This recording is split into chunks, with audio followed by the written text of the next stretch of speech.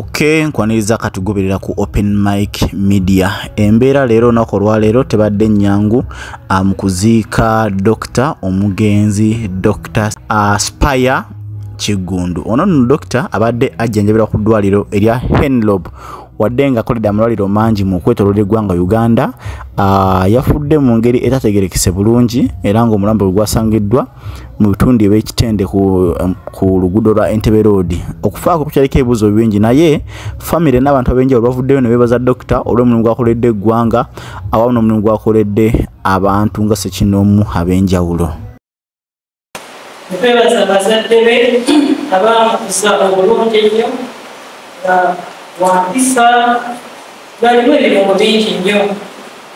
Ne twebaza omukyala n'abaana abamulese n'akola obuteeroera Dr. Obadde taata akuwesigye era twebaza otukubakuba nga famire tukulembera twagala nabyo tukoledde nga famire abibabo byokoledde abo bonna otulajesitubayogeddeku abalwadde ekuyambe bajjanjabye ebyo nebeeramukiza omulala wiiteebe etansa era bagenda kutyo bayabamukiza omulala ye byamukiza omulongosa twokutaba gendako okubira abasinga bagambe tekulya tukwebaza nasabunga abakimiride tugamba nsipoma ekisembayo atugenda kuteekako enkofiira y'amusawo okubeera nga n'omusawo era nga ndengobeera byonna ebibaddemu abanga kana kayise olw'omukaaga 21 ssaawa ez'akamugezi mulogezi saba presidente bibiri sobole okuvaayo bulungi. Dr. Spire yava ku ddwaliro Kenno n'afuga emmotoka n'akwata eyidda ewaka.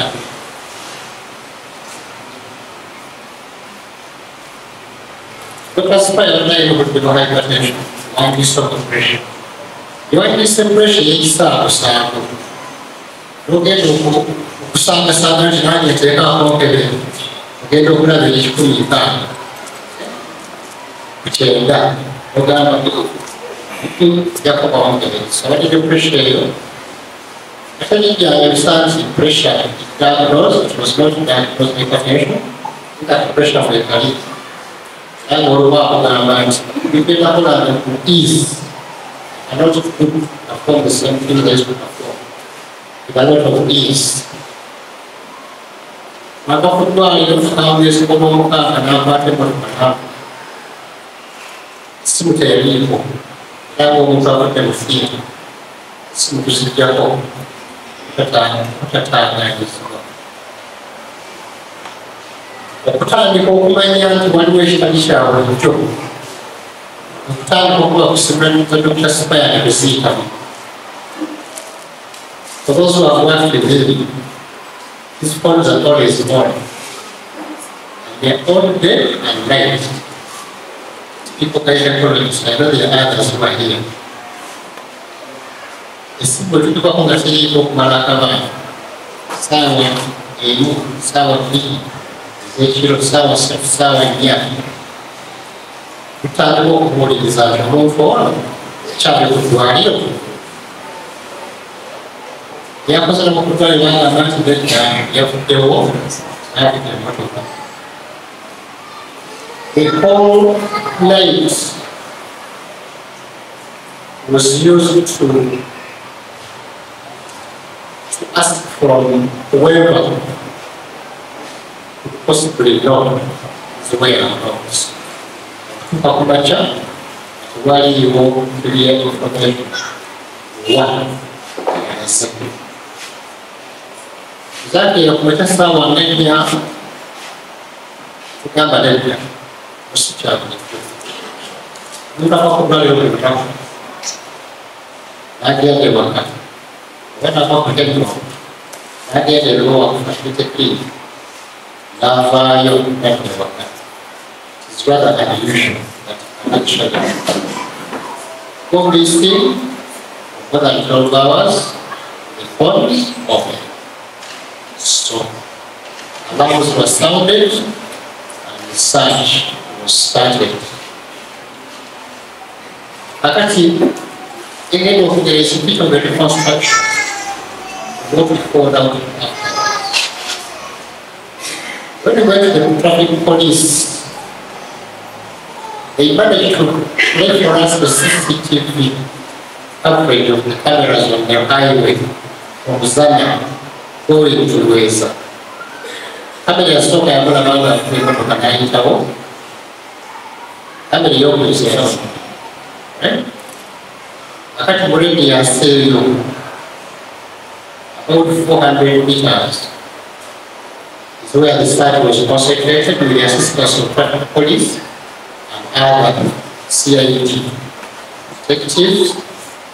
President Sawa Mufanga. But before the car disappeared, it parked, pulled off the road, parked on the left, then he walked out and he went to shore. And then he came back. Later on, what we found in the car, we are going to put a bus. We are going to perform a small break. Okay? And more operation. Which makes us suspect the Tagala a spirit. He is of Manga and Shadia. Shadia is a whole. So, when the car disappeared from the camera, it was present in the neighborhood, it was found in a rest house, called it a hotel, it is a few meters from the bay. Typical decision of someone who decides, I don't feel safe to drive. Let me park on the roadside and I get a place where I can sit until I get fine. What in a hotel we are in, we're playing a CCTV footage. There you go. Then if you like that, you're going to parking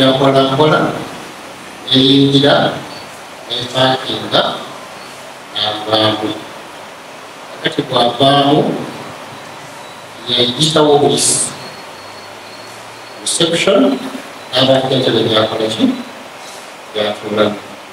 So he didn't register the register of the hotel. Akati bwatuula n'abagamba ndowooza njagala kubaako kyekoleki okukolako omuwala ogw'erina reception n'atuulako yeebaka n'abeera bulungi. It was about 17:38 the evening, the 21st of September. Amanya bampita Kugizibwe Jacob, ssentebe wa Health Ethereum Division. Tufiiriddwako omu ku basajja abayambi be tubadde nabo mu kitundu, omu ku basajja abatusondera emmere nga tuli mu kaseera kazibu nnyo mu COVID. Namusaba ne mwandikira ebbaluwa ne mukubira essimu n'atuweereza emmere gye twasobola okugabira abantu baffe mu biseera bya COVID. Dokita kyasembeyo okunyamba, yannyambako ku mwana alina ekituli ku mutima asangibwa mu kyalo kyaffe kye bayita Engobe. So tufiiriddwako omuzadde, tufiiriddwako omuntu addiza community, tufiiriddwako omuntu oyo ajjanjaba ekyalo, era tufiiriddwako omuntu atazikawo, era Mukama Katonda omwoyo gwe agumuze mirembe fena fena lyekkubo. Era nsaba nnyo Katonda ayambe famire ye abagumye, because kana akadde si kangu, kana akadde ke balimu kakugezesa. Mama maze namaze dda. Nze Sekyanzi Ahmad eriya kansala w'ekitundu kino. Kitalo nnyo ekyokufiibwako dokita, era mbadde wano ne njogera ne nga nti saawa zino saasira kati abeetaaga obujjanjabi, kubanga bw'otunuulira medical fraternity erabika ekoseddwa ekisinga okuba nga kinene nnyo. Tutuusa okusaasira kwaffe eri ab'ennyumba n'ab'ekitongole ky'ebyobujjanjabi okutwaliza mu ggwanga lyonna okufiirwa omusajja ng'ono. Ekyamazima erinnya Aspire lirabika litegeeza kinene eri obulamu bw'omuntu. Omuntu okugenda ku myaka bwe giti ate ng'abadde agasizza era nga ne waafiiridde abadde ayongera gasanga alaba atakabanira nsi kubanga etereera, kyewuunyisa omuntu okuba nga ayagala ensi ye n'abantu ate Katonda amutwala bukyali. Tusaasira ab'ennyumba n'abawamu n'ekitongole ky'ebyobusawo kyonna n'abalwadde bonna okutwaliza wamu nti Mukama ekyo kyageze era tusaba atugumye. Kikyokubiriza abantu ku nneeyisa yaabwe kubanga omuntu olunaku lwonna ogenda naye biki ebigenda okwogerwako mu nneeyisa y'abantu. Kino kibe kyakuyiga, walowooza nti wamalayo oba lowooza nti buli kimu wakikola ne kiggwayo. Nkusaasidde kuba dokita teyasiibudde beewuwe naye yabadde yeebaliramu abo ab'enkya era ne appointment ze yakoze. Kati naawe kola appointment zo ne byokola byonna ng'onyigiriza banno ng'otulugunya banno naye ng'okimanyi nti enkya tuliiwo. So kibe kyakuyiga eri buli muntu wanyigiriza munno ku lwa Katonda n'ensi yange. bwekiri tulimu olunaku lwa leero omuntu yenna ayinza okuba nga tali ku sayidi yo omulala bulala bino ebintu tubirekere Katonda yaba afuga obulamu bwaffe. Nsaba tubeeko kyetuyiga nti obulamu buno tebuliiko bbeeyi, tebuliiko bulina omuntu omu nannyinibwo, bulina Katonda yekka. Naye kituwa essomo nti okuyisa omuntu gw'oyisaamu olwayo, okuba omuntu omukuba tiyagasi, omulala omufumita, omulala oyagala muggyawo, omulala omunyize awatanyigika, omulala omutaddeko paasi ku kabiina ayokya n'ebirala ebikolebwa abantu naawe ogenda kutuuka ekiseera ofe. Bino ebyaleero bitulage nti essaawa yonna okutuuka nga tewali n'ekimu ky'okulaanize nti nno Mukama nyongereyo ennaku kitalo. Honor to speak about my dad, who made the world earth. It's hard to sum up all he was just a few minutes. But I'll try to share some of the love and warmth he brought into our lives. One of my favorite memories with Dad is most of the time when he used to come back from work, he used to tell us that we should sit down as a family. And he used to narrate stories, but in those stories he was giving advice. He used to tell us a lot of things. And it started that on Friday, they just sat down, we had supper. We talked about some things, few things about politics and other things, but as you know, a kind of chat. And we didn't know that we would be here one more for us. It's quite sad. So he always gave us advice concerning different aspects of life. For example, he always told us how to be a man, to be creative, to be critical thinkers, and to change the world. Because he always told us, why you rest now? But when you die, you will rest for eternity. So he told us you have to be hard working, you have to work hard, you always have to chase your goals. Never rest until you get your goals.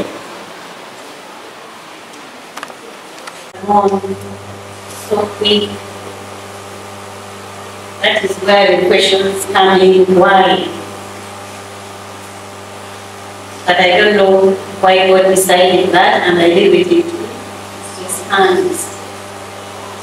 But I know we shall move on. The family, my in-laws, I'm grateful.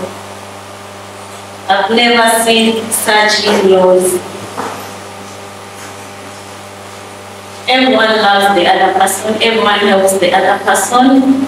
So I'm also strong that I know I have in-laws who care. And I know the children will be taken care of.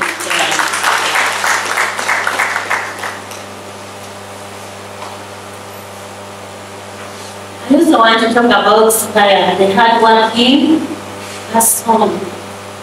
I've never seen someone work like Spire. Actually, most of our petty quarrels came from, you say you're overworking yourself. If there's a time he got a scare, maybe he didn't tell other people. He was in Kusuri Hospital. and he got us here. But I think his heart stopped a bit for some minutes. And actually, we had a line of patients waiting. So the first person he called was me. He said, you know what? I had a scare. I'm so worried. Let me go and see Dr. Chris if you're around. Let me go and see Dr. Chris and do the echo. By the way, I also learned some medical terminology. But then he's like, no, Dr. Chris says I'm fine. He's someone who cared about his health, like Uncle Judah said, you check his blood pressure. I don't know. Because he also would care for me and say, you don't have to eat that. Would you do this? Would you do that? You're going to die before me. And I wish I had taken this place. Because I know he will do everything. I do. I can't fit in his shoes. They are so big. They are so big. He had a big heart. He loved sharing. He learned something. Share really. Maybe to make a correction. The IVF masters he had completed and he had passed.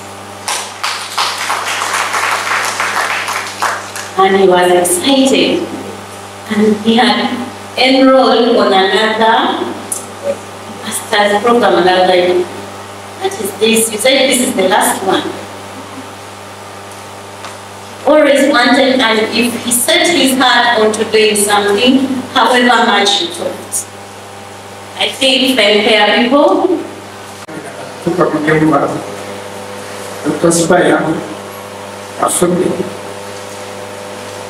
Kalau dokter ye pada semuanya berapi, kita boleh berfakir, mais dokter spesialis non.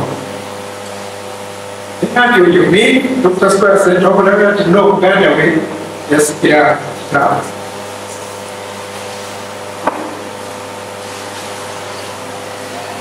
Rachel dokter ye bahasa bahasa di mana? Hanya biarnya bukan kalau cuma.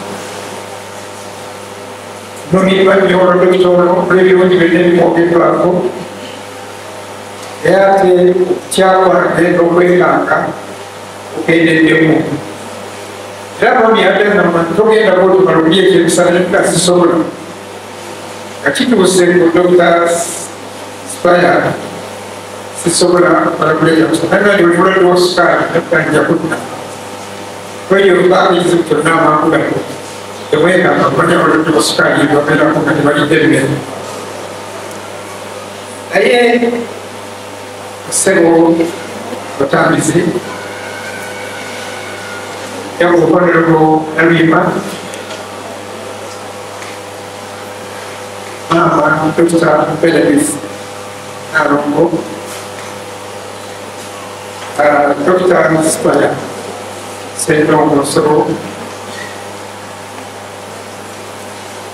Our home was going to be with them, and then I saw. Never knocked it was a stadium. But in the year of the Spire Saint Tongo, and the government, he, Omongono, given that in the beautiful way of the Atapuya in the home. A year, Dr. Gibbon, who is Waka Waganda, Waka Waganda says, "Six over the week I go with Bagami. They don't charge by this money. There are one the Bagay money, they don't charge gay, the Bagay money, the Bagay get a Google.